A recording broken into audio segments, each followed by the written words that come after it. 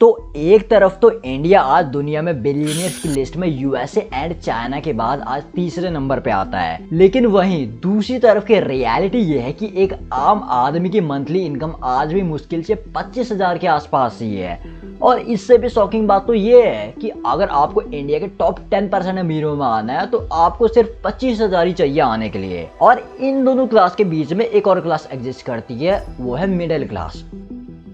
और middle class जो है वो आज के डेट में सिंक होता जा रहा है, खत्म सा होता जा रहा है। तो सबसे पहले हमें ये समझना होगा कि आखिर एक्चुअल में मिडिल क्लास है कौन। तो मिडिल क्लास की ऐसी कोई फिक्स डेफिनेशन नहीं है कि ये इनकम वाला मिडिल क्लास है, नहीं है। ऐसा इसलिए क्योंकि सेम इनकम की वैल्यू अलग अलग हो सकती है। जैसे किसी फैमिली में सिर्फ 2 लोग रहते हो, वहीं किसी फैमिली में 6 से 8 लोग रहते हो।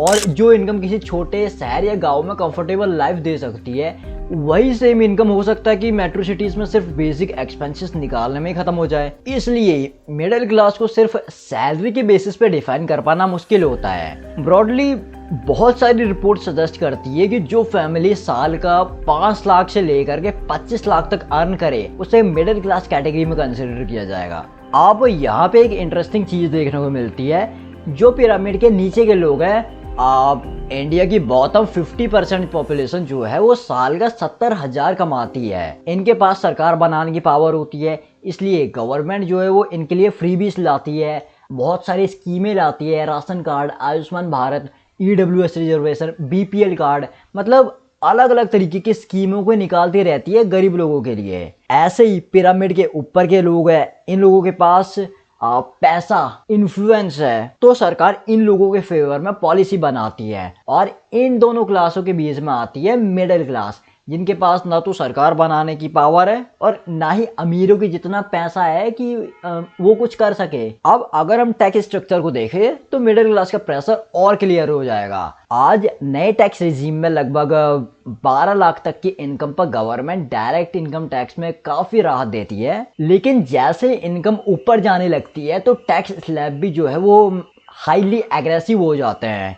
लेट सपोज 20 लाख की इनकम पे अगर टैक्स लगा 10% के हिसाब से, तो 2 लाख तो सिर्फ गवर्नमेंट ही ले जाएगी। और ये मैंने सबसे कम लिया है क्योंकि यही टैक्स स्लैब अभी 20%, 30% तक भी जाता है। तब तो फिर ये नंबर्स और ज्यादा होने लगेंगे। और ऐसा नहीं कि ये लोग पैसा दे रहे हो तो इन्हें कोई अच्छी फैसिलिटी मिले।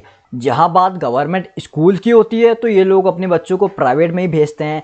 हेल्थ केयर में भी गवर्नमेंट के बदले प्राइवेट को ही प्रेफर करते हैं मिडिल क्लास लोग। और यही रीजन है कि आज कई इकोनॉमिस्ट इंडिया की इकोनॉमी को के शेप इकोनॉमी बोलते हैं।